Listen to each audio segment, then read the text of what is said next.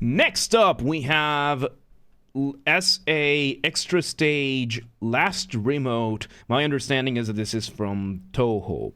So, once again, everybody, this is a Basterd's LFA, a layman-friendly analysis. I'm a professionally trained musician, a composer, and my objective here is to explain things in a way so that you don't have to be one to understand what is happening here musically. So, if you like the sound of that, make sure you're following the channel, subscribe to the channel, whatever term you want to use, like the video, share the video, leave a comment, turn on notifications, become a member. Two things at the time of recording the thing before the disclaimers. Two things.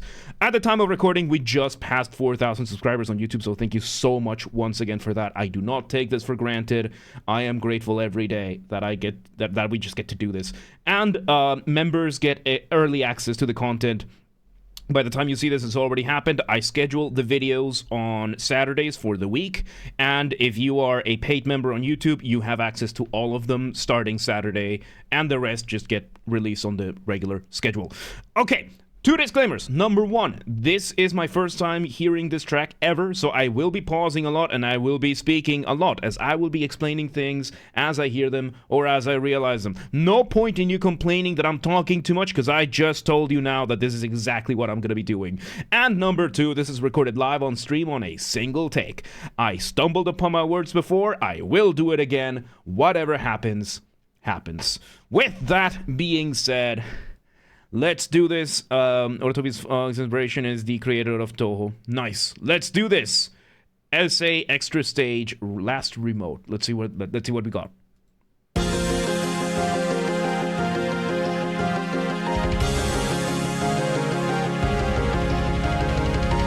Okay, so we start with quite a few elements over here in a very dancey thing. So we start with, of course, drums. We have our accompaniment giving us some arpeggiated chords.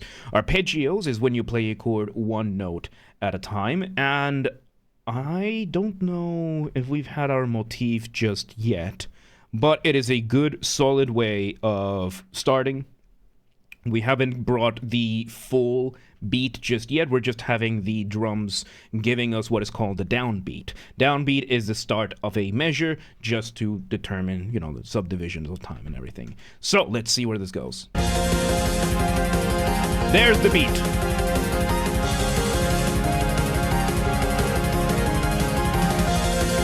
Okay, no, so turns out those arpeggios are our motif. So, motif once again being the smallest version of your musical idea, the seed, the essence from which everything else comes from. And we are doing a harmonized melody in that sense.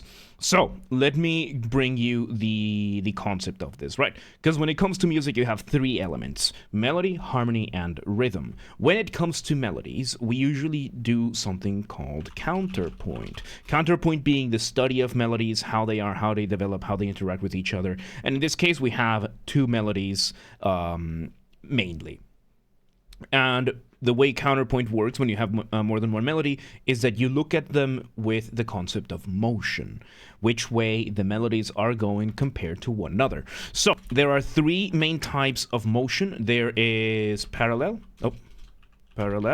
similar, and contrary motion. So the way these work, right? Parallel is that you have two melodies that are doing the exact same thing. That was my computer. You have two melodies that are doing the same thing, going the exact same direction, doing the same motion, just from different points in the scale. You have similar, in which the overall direction is pretty much the same, but there are differences in between. And then there's contrary motion, which is just one goes up, the other one goes down. And right now, what we are having is parallel motion, giving us what we now call a harmonized melody. Harmonized melody, which comes from the term harmony. Now, harmony is one of the more tricky ones, because when it comes to music, melody is the individual horizontal lanes of music. Rhythm is the use of time, the beat, how fast or slow things happen, when they happen. And Sutran, thank you. Some hair, thank you. I grew it myself. So, welcome to today. How you doing? So yeah, we got and we have the concept of harmony, and harmony is a little bit more meta than that, because harmony is what chords you're using, the chords being the vertical slices of your music, how they relate to one another, what scales you get from those chords, what chords you can get out of the scales, how each scale relates to one another, whether or not they relate to one another, all that different stuff, all these different aspects. But most importantly, right now, the concept of a harmonized melody, it just comes from the very, very basic concept of a vertical slice of music. You're basically playing a bunch of chords in what we call dyads. Dyads, which is just a chord made out of 2 notes, and that's it. So, yeah. It's playing the stuff like to Paul McCartney and Justin Timberlake. Nice. All right, so, yeah, we have now a harmonized melody. Let's see where this goes.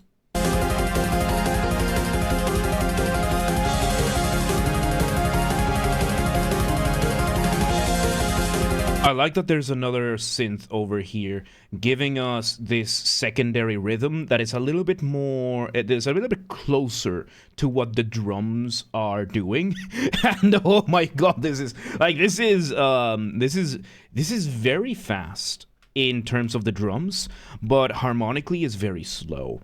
And achieving something like that is it's pretty interesting to achieve something like this, because the harmonic rhythm is slow here, but the rhythm is fast. So the beat, as you can hear, very, very fast. The drums are going at 1 billion miles an hour. What am I making music for? I don't know. This is from Touhou.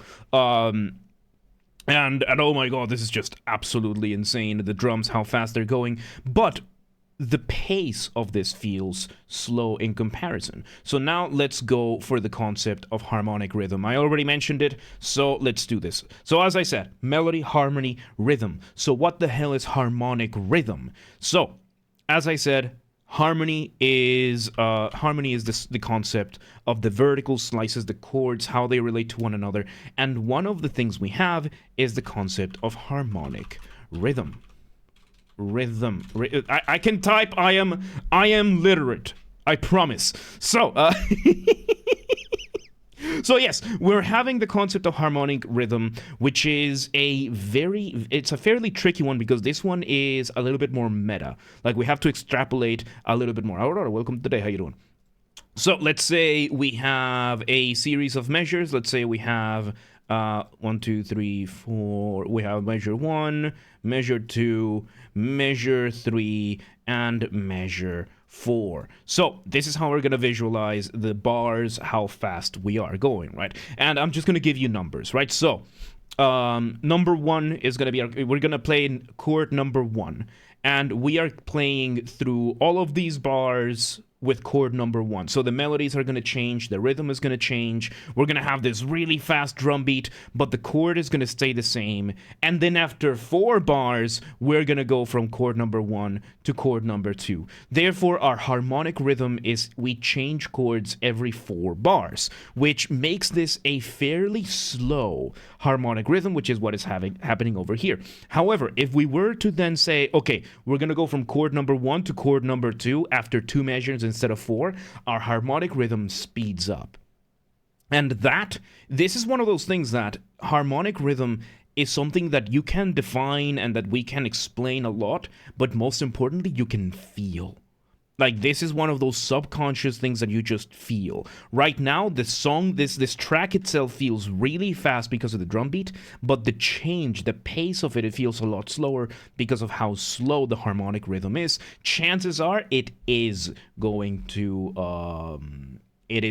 speed up. So, with that being said, and then we have one more synth that is meeting the tempo, it's meeting the speed of the drums. So while we are having the main motifs giving us the main motif giving us the harmonized melody, we are having another synth giving us a little bit more of the rhythm, doing, I guess it counts as accents. So accents in music, it's not to tell where somebody is from. Like, it's not to be able to differentiate people from York versus people from Birmingham. It's for accentuation, which is basically just highlighting individual points in the rhythm. So we have this going on, and yeah, you can just hear how this new synth, it does these little these little bounces at the beat of the drum beat. So and hell yeah,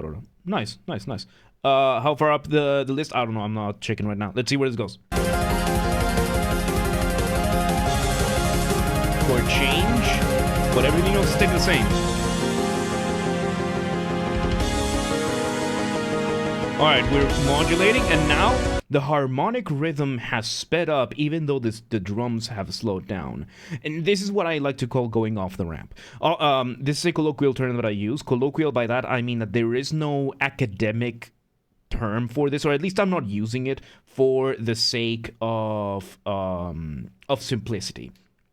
And going off the ramp is a section or a transition. It can be as short as a couple of beats, it can be an entire section. And the purpose of this is to make your listener feel suspended, up in the air, at the mercy of inertia, just that kind of thing, waiting to see where you land. This loops halfway through. Okay, good to know. And yeah. And there you go. So how do you do that? You remove the drums, maybe the bass as well. And yeah, no, I'm not gonna check right now. I'm in the middle of something. We're in the middle of this, so let's see where this goes. Enjoy welcome today. Okay. So yes, we have after the song. Oh yeah, that's fine. Just remind me. Okay, and now no, these are not key changes. We're just changing the chord. We're just changing the chords, and we are engaging here. This is not a series of modulations. This is a type of engaging in the circle of fifths modulation. So circle of fifths, this is a more difficult term to explain, but basically let me explain how modulation works. So harmony, again, when it comes to harmony, we have the key signature. Let me go back a couple of steps. When we are in Western music, we use what is called the chromatic scale. The chromatic scale is 12 tones, the all black and white keys of the keyboard, the 12 frets of the guitar, that kind of thing. And the chromatic scale is just that. In Western music, we then take out of those 12 notes, we go to 7.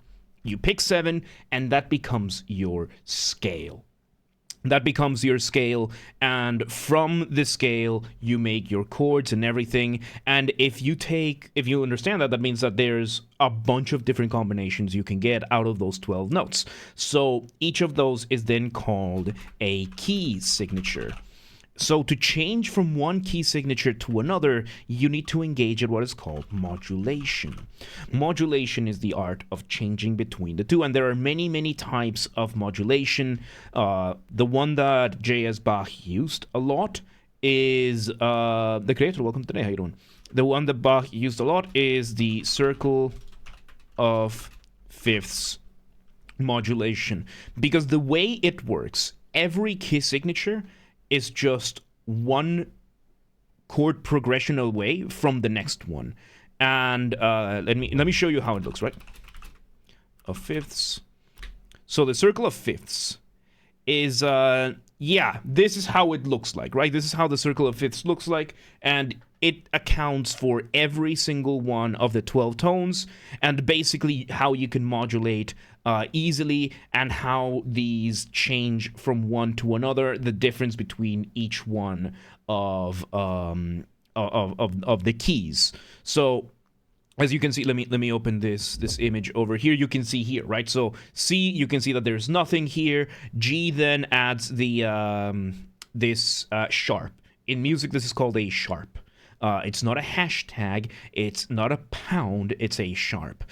So then the difference between the key of C and the key of the key of G is one sharp. Then if you go, you add another sharp, you add another sharp. And if you go the other way, then you add a flat, then another flat. So let's not go into too much of the specifics, but the point here is that if you play things right, you can do a chord progression that starts from the key of C, and you just say, okay, I'm going to play a chord progression that lands me on the key of G. I'm going to play a chord progression that lands me in the key of D, and then A, and then E, and then B, and then whichever other key signature you want, and you can get from any point to any point by just playing the same sequence over and over from each individual key from their own respective points.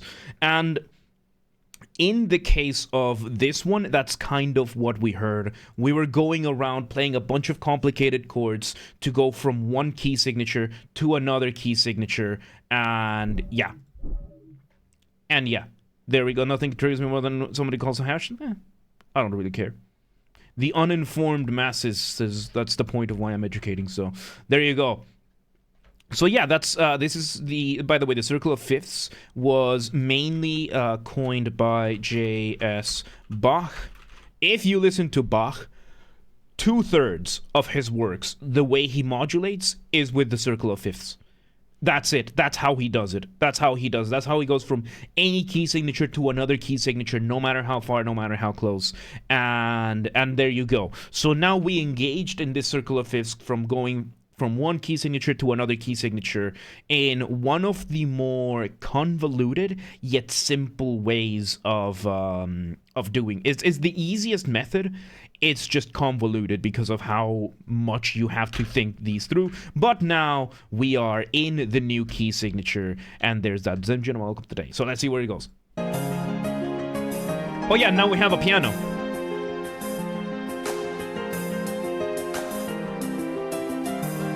And now we actually have the piano playing the melody properly.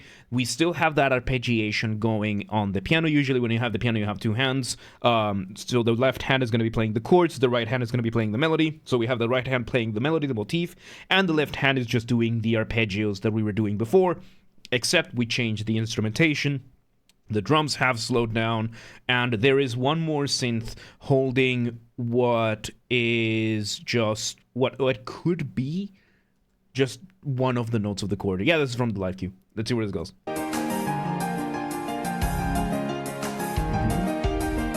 And there we go. Now we have a more coherent... Ooh.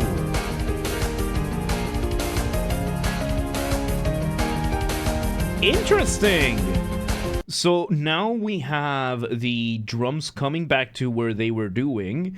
We accelerate the drums once again while we keep the piano doing the thing, and the synth that I heard, that's a string section doing the thing, which what I think is, it's a very simple thing.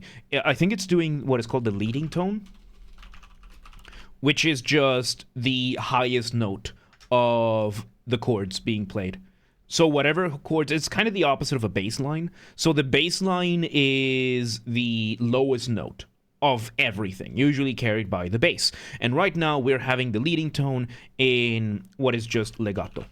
Legato is just letting the note play all the way through, which is something that strings like the violin is really, really good at doing. So I like this. The contrast here, I like the contrast of the piano, which is usually something that we would see as a little bit less intense than electronic music, even though if you listen to anything by Beethoven or Bach or Rachmaninoff, you will very clearly see how intense piano music can be. But in general, yes, it has that, and then that contrast just sounds way louder than what we had before. So let's see where this goes.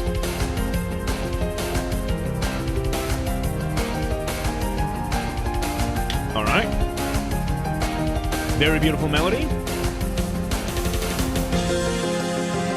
Off the ramp again. We bring back the synths. We bring back the original motif. And back we go to the original motif. So when we go into music and instrumental music, we have what is called form. Form is just a structure of your music, because unlike songs that have lyrics, those will have like, oh, this is the verse, this is the chorus, this is the intro, this is the outro. With instrumental music, it's a little bit more complicated than that, because you have to examine the individual melodies, the motifs, and everything. However, in this case, we had a very quick intro, then we went to section A with that very, very beautiful parallel motion melody. Now we went to section B, which was the piano section, and now we are back to what is called A prime. The apostrophe in A prime just means the variation. Instead of going through the entire cycle of the thing, now we just went straight into the motif itself. Let's see where it goes. Oh, beautiful. Off the ramp. Modulation, which is technically second half A. The circle of fifths. We extend the modulation. Very nice.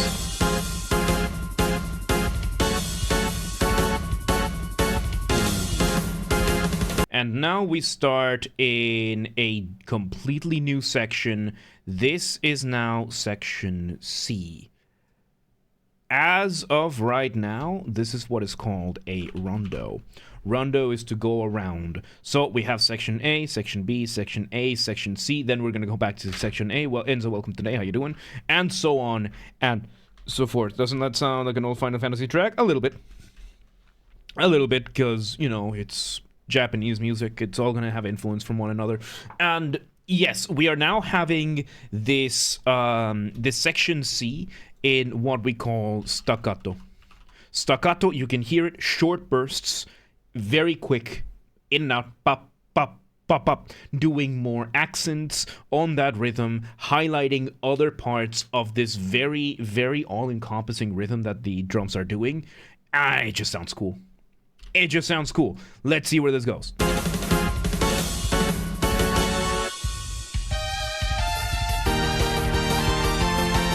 New melody. Ooh, beautiful. Now we mix piano with the synths. We have the synths a little bit higher up with this other sample that we're using, the Zunpets. Yeah, there you go, the Zunpets. And we're having that parallel motion, that very beautiful harmonized melody, while we have the piano playing those chords in the low end. Those chords, the way the chords are being played, reminds me of Die Erlkönig, or Die Erlkönig, by, I think it's Schubert. Yeah, Die Erlkönig, one of Schubert's most famous songs. Absolutely brutal if you're a pianist. Absolutely brutal. If you're a pianist and you're asked to play Die Erlkönig, you're gonna hate whoever made you play that, because it's just an insanely difficult piece for piano. Not because of its extreme, like, it doesn't have very complicated things altogether. It's just you need stamina. You need stamina to be able to play Die Erlkönig. It's such a fun song. It's such a tragic story. It's, you know, one of those like myths, urban legends from Germany, and it's put into song form. But oh my god, the pianist, like, just listen to Die Erlkönig. It's brutal. It's brutal for a pianist. Yeah. Wasn't originally a ballad. I don't know. Schubert wrote a lot of ballads. Anyway, let's continue. Let's see where this goes, because I'm just saying the piano reminds me of that.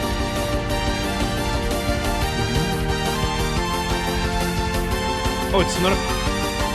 We're modulating still. Nice. Repeat the motif, because it's a beautiful, beautiful thing. King Boss, what? Hey, how you doing? Doing fantastic, are you? Repeating it again.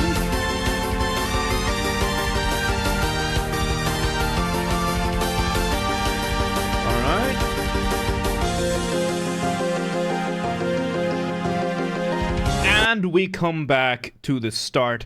My understanding is that now it loops, so it would repeat everything over again.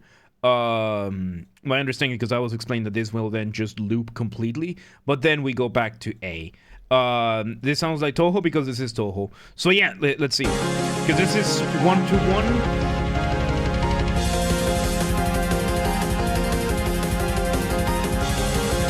No, this variation. This variation is different. Double prime.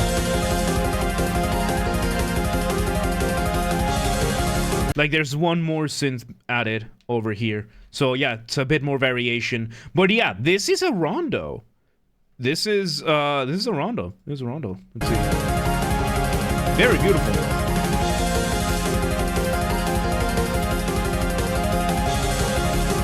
And in this case, the sped up reduced, because it sounds like it's just the same chords, just in a reduction. Reduction is when you speed something up.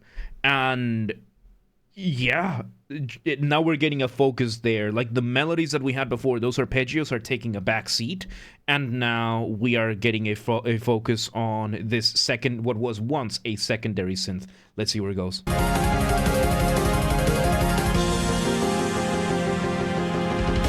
Modulation off the ramp.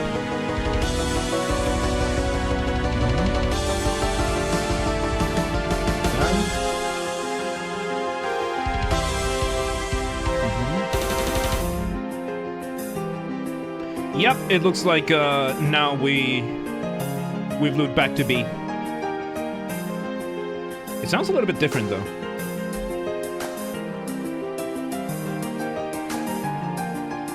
It's more complicated. It's a little bit more complicated than the first time around, so I would say B prime. But yeah, technically speaking, it's a loop. It loops, technically speaking.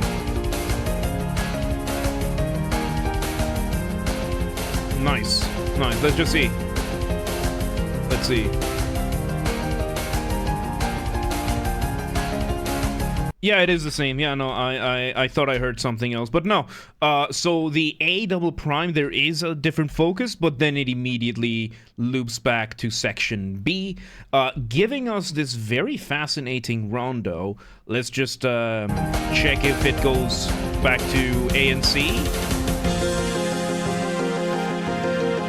Back to A prime. Yep.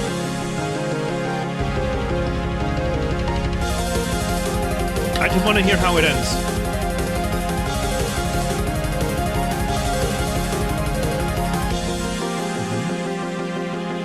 Which in this case, in orchestra, in form, we would call this dasenyo. So what we would do, in structurally speaking, is that we would have our tracks over here. So we have section A. Let's just say it's one measure each, right? So to keep things simple, so we're having section A, section B, section A prime, section C, section A double prime. And what we would do in this kind of case is that here in section B, we would add what is called a senyo. I think I did it backwards. It's been a while since I've... there you go. Yep, I did it backwards. So it's just a lot more vertical than it is. So yeah, we bring in the senyo, which is, this is senyo, which is the sign, and then on the other side of A, you would put a little thing here, da senyo. And there we go, or DS for short.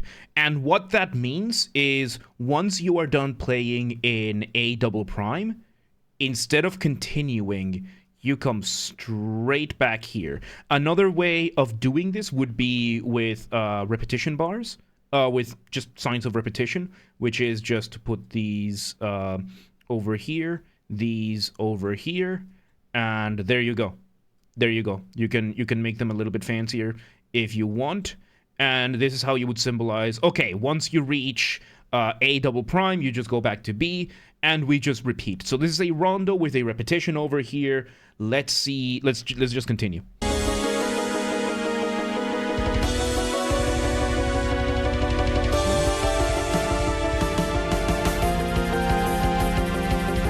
because it's pretty much 1-to-1 repetition here, yeah.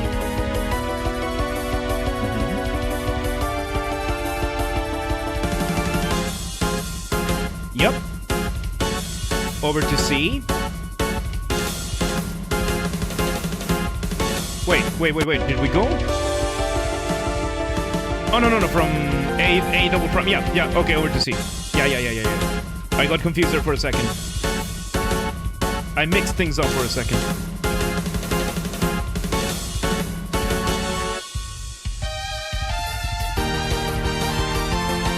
There we go. And there we go. Back to C we go.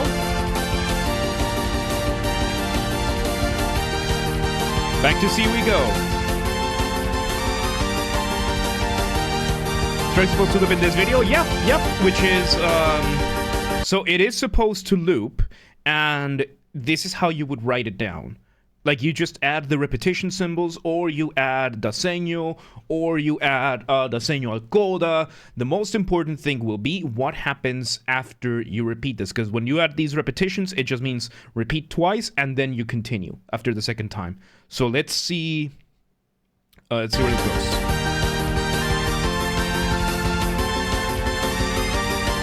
How are you gonna end this? Because we're about to hit A.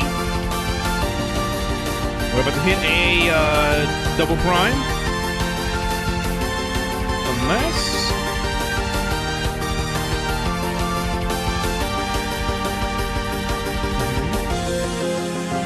Back to A double... Back to A. No, it's A double prime.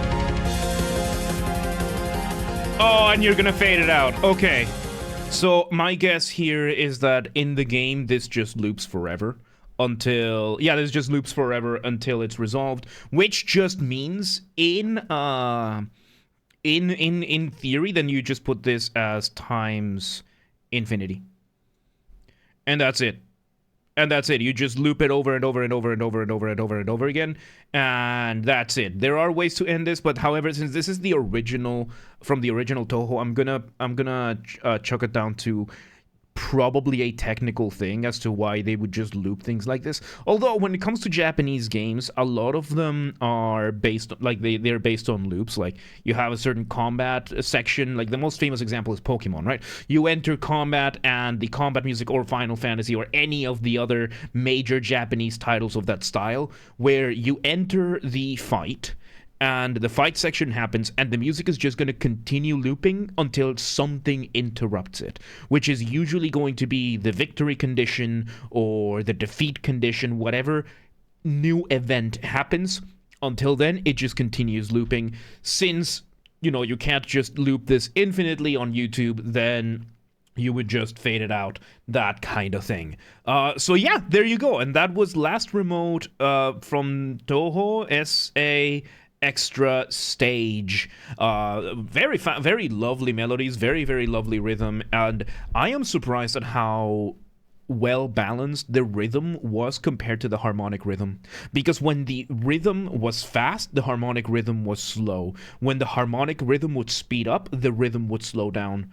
And that kind of pace, being able to keep the vibe the same, because the reason why the modulation parts, like those little in-betweens, the going off the ramp sections, felt just as intense as all the other ones with the fast rhythm, was because the rhythm and harmonic rhythm would switch places. One would slow down, the other one would speed up. And man, that was awesome. That was awesome. But Touhou is almost 20 years old. Well, there you go. There you go. Many games are almost 20 years old. That don't mean that much no more. So, I think, what, Halo 2 is 20 years old, I think? Either Halo 2 or... No, Halo 3, I think, is from 2007, I think. So, yes, come on, welcome today. So, yeah, there you go. There you go. Last Remote, Touhou. Once again, everybody, this has been a Basterd's LFA, a layman-friendly analysis. I'm a professionally trained musician, a composer, and my objective here has been to explain things in a way so that you don't have to be one to understand what's happened here musically. So, if you're watching this on the YouTube video archive thing, thank you for watching. Make sure you're following the channel, subscribe to the channel, whatever term you want to use. Thank you once again for 4,000 subscribers. At the time of recording, we just passed 4,000. I can't believe we made it this far, this fast. And once again, if somehow we are able to hit 10,000 subscribers before the end of the year, I will make an audiobook of a fan fiction of the choice of the community. Y'all get to pick whatever fanfiction you want about whatever you want. One of them, I'll make a fully voice acted, fully produced audiobook. I don't care. I'll do it. If y'all can make us happen 10,000 before this, do not bot. Do not do this. It has to be legit. It has to be organic. That's the only condition. But yeah, there you go. There you go. So yes, once again, like the video, share the video, leave a comment, turn on notifications, become a member. Once again, members get early access to all the content. If you have a paid membership on YouTube, I schedule the videos for the week on Saturdays, and if you are a member, you get access to all of them on Saturday. And what else? If you want to listen to this without me interrupting every 3.5 seconds, I will be linking it in the description down below. If you want to request a song and you're not on the live stream, go to the Discord server, link down below. Go to the LFA requests channel and follow the instructions on the pinned message. And if you want to catch the streams when they happen live, we aim for Monday through Friday, 6 p.m. Central European Time. If you don't live in Europe, that's okay. We have the full up-to-date stream schedule showing in your local time zone in both the Discord and the Twitch, both linked down below. So if you live in, I don't know, Nebraska, and you're like, oh, but what time is 6 p.m. in Hungary? Well, not to worry. It's all shown in the Discord and the Twitch. And follow the gaming channel. I have a gaming channel because, of course, I have a gaming channel. Games are Basterd. That's where I put the recordings of the VOD after show gamings that we do when they happen, if they happen. Link down below, or just search for it on YouTube. Same username as James R. Basterd. Just swap the J for a G, and you got it. And yeah, there you go. There you go. Really, really cool stuff, man. Last remote, that was awesome. Really good stuff. But yeah, let's move on.